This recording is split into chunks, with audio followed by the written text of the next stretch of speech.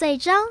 各位突破了众多考验与挑战，独立完成自己的原创音乐作品。相信经过这段学习过程，大家对于数位音乐软体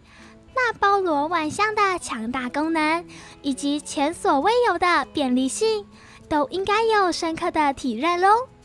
不过，其实在这边，小米介绍给各位的，都是我们在利用录音编曲软体进行创作时，